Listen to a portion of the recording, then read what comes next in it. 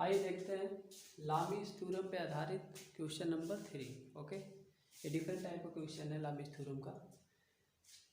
लिखा गया है फिगर में यदि क्रेन की टाई यानी तान जो होती है, जीब और कॉलम की लंबाइयाँ क्रमशः 7 मीटर, 12 मीटर तथा 8 मीटर हो तो टाई तथा जिब में बल ज्ञात कीजिए। टाई तथा जिब में बल ज्ञात कीजिए। क्रेन 100 किलोन्यूटन का भार उठा सकती है। क्रेन 100 किलोन्यूटन का भार उठा सकती है, तो इसका फिगर दिया हुआ रहेगा आपको। ठीक है, जैसे देखो ये दिया कॉलम की लंबाई 8 मीटर, जिब की दिया 12 मीटर और जो टाई है आपका क्या है, आपका 7 मीटर है। और ये करो आप यहाँ पे क्या है, 100 किलोन्यूटन का भार उठा रही है। ठीक है, तो इसके पहले जो क्वेश्चन था बाबू, वो जो था उसमें सब परपेंडिकुलर था, इसलिए आपने आसानी से लगा लिया। लेकिन यहाँ पे क्या होगा, आप उस तरह से नहीं लगा पाओगे। यहाँ के लिए क्या करना पड़ेगा आपको, यहाँ के लिए हमें क्या है कि सभी एंगल को मानना पड़ेगा। जैसे मैंने ये एंगल माना, ये एंगल अल्फा है। ठीक है, ये एंगल अल्फा माना, तो अगर ये अल्फा मानोगे तो ये वाला एंगल अपने आप अल्फा हो जाएगा। अब कहोगे क्यों सर, क्योंकि बाबू ये देखो दो रेखाएं आपकी समांतर होती हैं, तिर्यक रेखा काटती है तो एकांतर कोण बराबर होते हैं, तो ये एकांतर कोण बन जाएगा, इसलिए ऐसा हो जाएगा। ठीक है, अच्छा ऐसे ये वाला कोण अगर बीटा मानते हो, ये वाला कोण अगर बीटा मानते हो, ठीक, तो आप ये वाला एंगल आसानी से निकाल सकते हो। ये वाला, ये जो एंगल आप आसानी से निकाल सकते हो। कैसे निकाल सकते हो, आप जानते हो किसी भी त्रिभुज के तीनों अंतः कोणों का जो योग होता है वो क्या होता है, 180 डिग्री होता है। तो आप जान रहे हो अल्फा प्लस बीटा बराबर, अगर इसे x मानते हो, मान लो x मान लिया समझाने के लिए, तो हम जानते हैं alpha plus beta plus x इसको मानोगे, ठीक, बराबर होगा 180 डिग्री। ठीक, तो यहाँ से आप बताओ x बराबर क्या आएगा, 180 यानी पाई बोला जाता है इसको, minus alpha plus beta, alpha plus beta. तो ये आपको क्या होगा, x की वैल्यू आ गई। क्या आ गई दोस्त, x की वैल्यू आ गई। तो ये वाला एंगल का मान हमें मिल जाएगा, जो आपका x से डिनोट कर दे रहा हूँ, आप समझ जाओगे। ठीक, x डिग्री।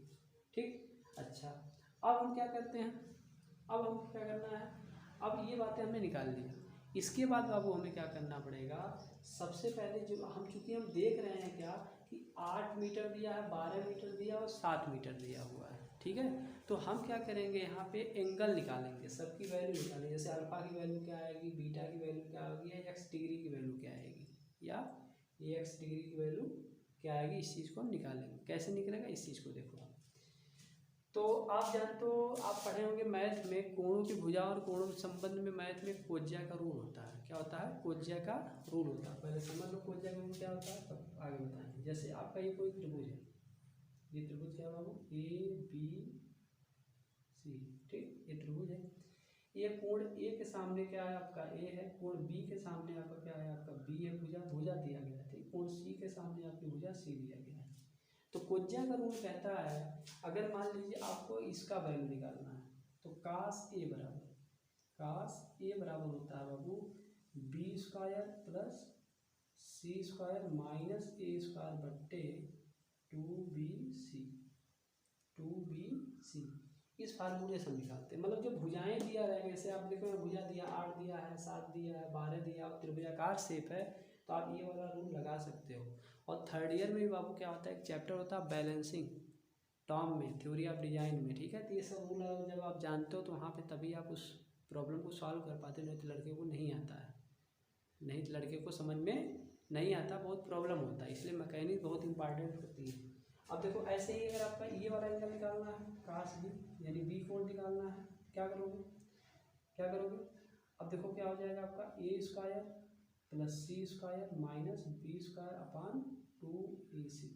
ठीक, ऐसे ही आपको काश C निकालना हो तो क्या करोगे, A² plus B² minus C² अपान 2AB।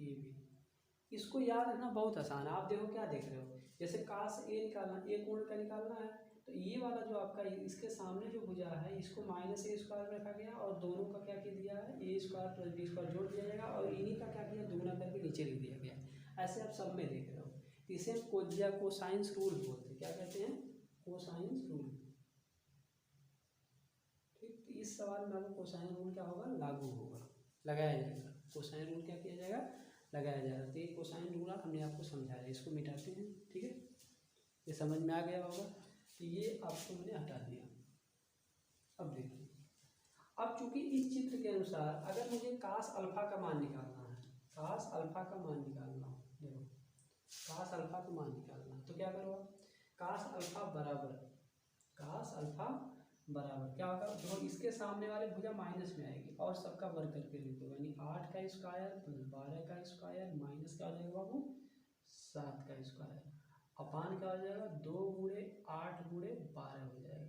ठीक है, इसे आप सॉल्व कर सकते हो, इसे आप सॉल्व कर सकते हो। यहाँ से आपका क्या हो जाएगा, अल्फा का मान मिल जाएगा। तो आप जो भी वैल्यू आपकी आती है, जो भी वैल्यू आपकी आती है, आप उसके बाद अल्फा बराबर निकाल लेना, तो हो जाएगा क्या आपका कास इनवर्स ब्रैकेट में ये सारी वैल्यू। ठीक है, मैं लगा नहीं रहा हूँ, तो वीडियो बहुत लंबी हो जाएगी। ठीक, यहाँ वैल्यू निकाल लोगे। ठीक, यहाँ से अल्फा का मान मिल जाएगा। ठीक है, अब कास इनवर्स कैसे आएगा, कैलकुलेटर में आप शिफ्ट दाबोगे और कास को दाबोगे, कास इनवर्स आ जाएगा। तो ये वैल्यू जो हल किए रहोगे उसको क्या करो, उसमें रख दीजिए, आराम से अल्फा का मान मिल जाएगा। ठीक, इसी प्रकार से अगर आप क्या करोगे, यहाँ बीटा का मान निकालो, तो लिखोगे कास बीटा। तो जो बीटा के सामने क्या 12 वाली भुजा, ये माइनस -12 स्क्वायर आएगा, तो और सबका स्क्वायर करके जोड़ लो, तो 8 का स्क्वायर धन 7 का स्क्वायर, ठीक है, माइनस 12 का स्क्वायर अपान 2 गुणे 8 गुणे 7 हो जाएगा। ठीक, तो यहाँ से भी आप क्या करो, इसको हल कर लो, देखो कितना आता है, फिर आप बीटा बराबर निकाल लो, तो बीटा बराबर हो जाएगा कास इनवर्स ब्रैकेट में ये जो वैल्यू हल किए रहोगे इसमें आप लिख लो। आराम से अल्फा और बीटा का मान मिल गया। जब आपको अल्फा और बीटा का मान मिल जाता है तो बताओ आप इसका मान नहीं निकाल लोगे, एक्स का मान, अरे भाई इसमें रख दो, 180 में से अल्फा और बीटा को जोड़ के घटा लो, आपका एक्स का मान मिल गया। और अल्फा का मान ये आपको पता ही है, अल्फा का मान आपको ये पता ही है। तो अगर आप यहाँ से ध्यान से देखो, तो अब क्या करो, ये सब वैल्यू हमने जब निकाल लिया, तो निकालने के बाद क्या करो, चूंकि हमें बल भी मानना पड़ेगा कि किधर मतलब कौन सा फोर्स लग रहा है, तो आप जान लीजिए टाई है, टाई में हमने बल इधर मान लिया। अब कहोगे सर क्या इधर ही मानना जरूरी है क्या, ऐसी कोई बात नहीं, आप उधर भी मान सकते हो, लेकिन सॉल्व करने के बाद टी का मान अगर निगेटिव आएगा तो उसकी डायरेक्शन आपको इधर दिखाना पड़ेगा। ठीक है, ऐसे ही ये जो आपका जिब है, जिब में कंप्रेशन फोर्स लगता भी है, आप जानते हो, ये भी डायरेक्शन मान लिया हमने, ये डायरेक्शन में हमने मान लिया, देखो। ठीक, तो ये आप कहोगे इधर ही क्या मान सकते हो क्या, ऐसी बात नहीं है, आप इसको उधर भी मान सकते हो। ठीक है, ये बातें आपको समझ में आ रही होंगी। ठीक, इस तरह से अल्फा का मान और बीटा का मान निकाल करके ये वाला वैल्यू निकाल लेंगे, यहाँ पे इसका वैल्यू भी पता चल जाएगा। ठीक, अब क्या है, इतना बात तो आप कर लोगे। ठीक है, नहीं कर पाएंगे आप तो आप मुझे कमेंट कर दीजिएगा, मैं फिर से बता दूंगा कैसे हल होगा। ठीक, वीडियो बहुत लंबा हो जाएगा करने का, इसलिए हम आगे चलते हैं। ठीक, अब क्या करते हैं दोस्त, अब हम क्या करते हैं, इसका FBD बनाते हैं। क्या करते हैं, इसका FBD बनाते हैं। अब जब इसका FBD बनाओगे तो C पॉइंट है, C पॉइंट को हमने क्या किया, यहाँ पे ऐसे बना दिया। अब C पॉइंट पे देखो कहाँ कहाँ लोड गया, ये आपका गया, बहुत आसान होता है FBD, देखो ये ऐसे गया, ये लाइन ऐसे गई है, ये लाइन आप देखो ये भी आपको ऐसे गई है। ठीक, तो आप बल भी इसी डायरेक्शन में, इसी डायरेक्शन दर्शा दो ऐसे, तो आप देख रहे हैं 100 किलोमीटर, यहाँ 100 किलोमीटर हो गया।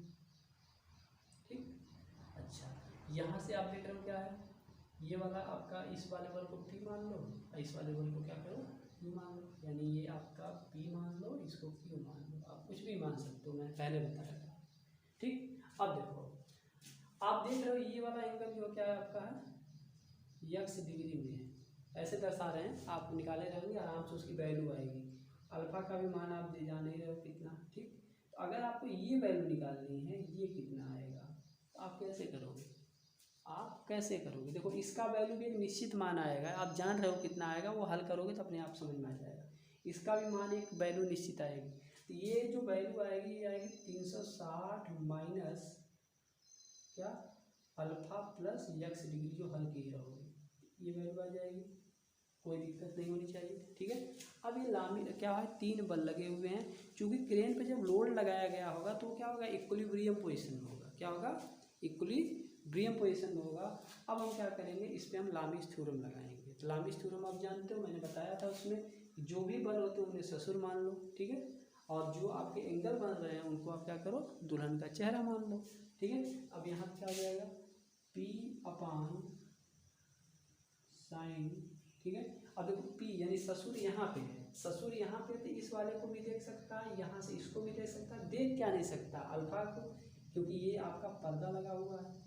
ठीक है, तो आपका यहाँ से क्या हो जाएगा वो साइन बराबर, जब क्यू बल को लोगे, क्यू बल को लोगे, अब देखो क्यू यहाँ पे यानी ससुर यहाँ पे है, इसको भी देख सकता है, इसको भी देख सकता है, यानी इस वाले कोण को नहीं देख सकता, मतलब ये दुल्हन का चेहरा नहीं। क्यों, क्योंकि ये आपका क्या हो जाएगा, ये घूंघट है,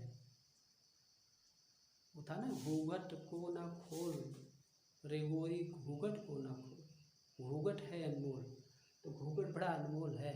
ठीक है, अब देखो ये घूंघट है, ये एंगल आपको पता चल जाएगा कितना है, आप यहाँ से लिख सकते हो साइन, जो भी वैल्यू आएगी इसकी 360 है, वैसे मैं यहाँ पे वही लिख दे रहा हूँ, क्योंकि आप प्रॉब्लम सॉल्व करो खुद आपको समझ में आ जाएगा, नहीं आएगा तो कमेंट कर देना, हम बता देंगे। ठीक, बराबर। ऐसे ही आपका 100